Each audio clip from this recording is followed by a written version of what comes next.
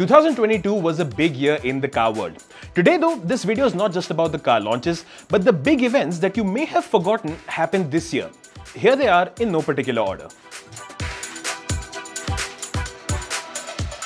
6 airbags being made mandatory in passenger vehicles. Now this was a ruling that sent a lot of manufacturers into an absolute panic because higher costs aside, many OEMs had cars that were not designed to accommodate 6 airbags to begin with. So, including 6 airbags with them would either require a heavy redesign or for the models to be discontinued altogether.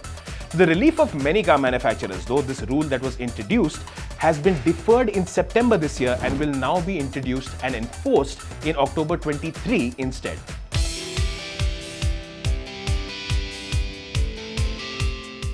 The tragic passing of former Tata Sons chairman Cyrus Mistry seemingly triggered the most strict enforcement of this particular rule, wearing a rear seat belt in a car.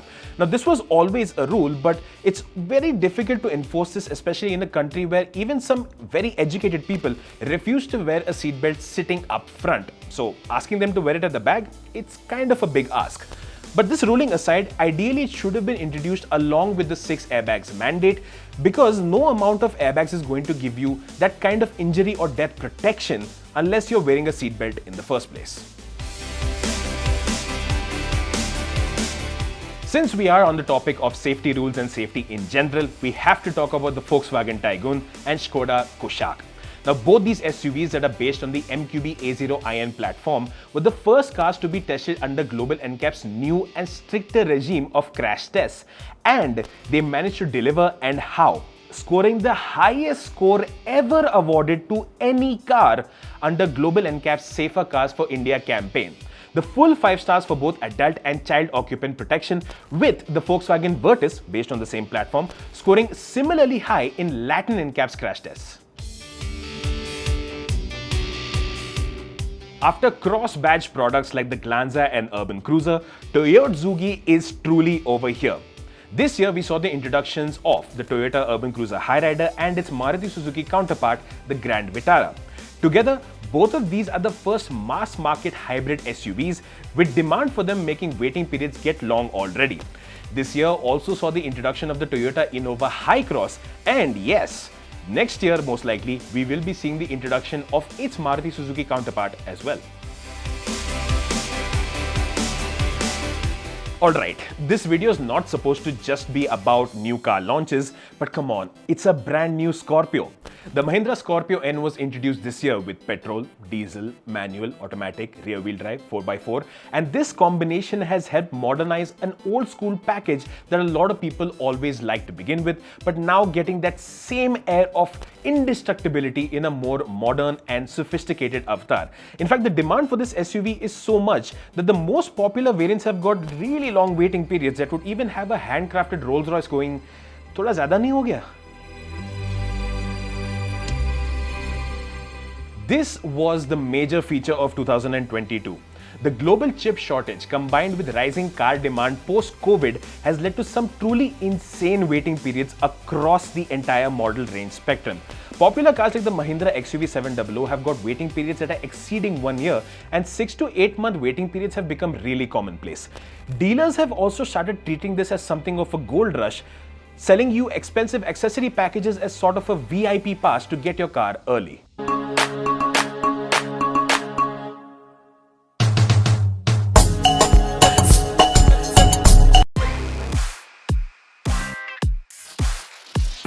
The diesel Innova Crysta was recently taken off sale, and it was quite the communication snafu because everyone from the salespersons at dealership as well as publications were claiming that the Innova Crysta diesel is now no longer here.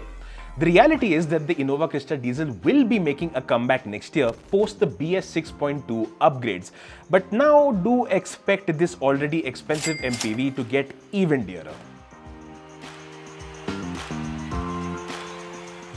This is also the year where rivals prove to be beneficiaries. The Mahindra XUV700 and Tata Safari are rival products. And many expected that after the launch of the XUV700, the Tata Safari sales would be hit. But by virtue of maybe the XUV700's creation of segment awareness or its insane waiting periods, a lot of people gravitated towards the Tata Safari.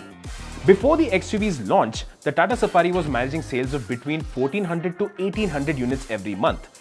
Following its launch, the sales have now gone up to 1800 to 2300 units every month.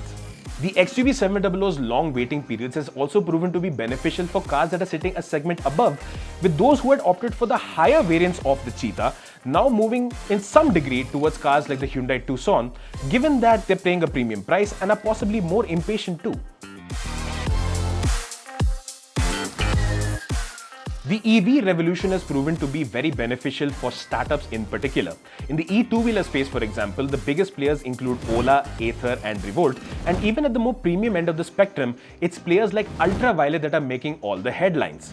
This year, we've seen some interesting developments on the electric four-wheeler front, with new introductions like the Pravec Defy and PMV Ease E.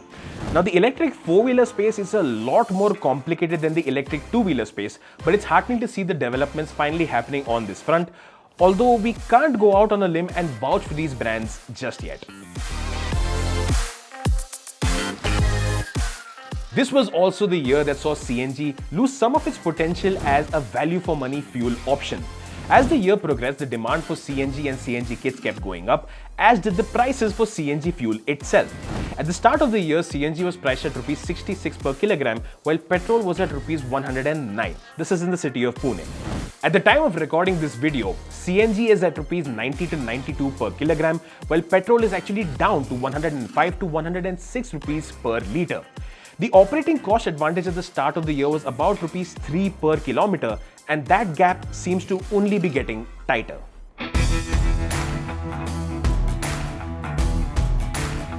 This year was also big in the world of electrics and electrification.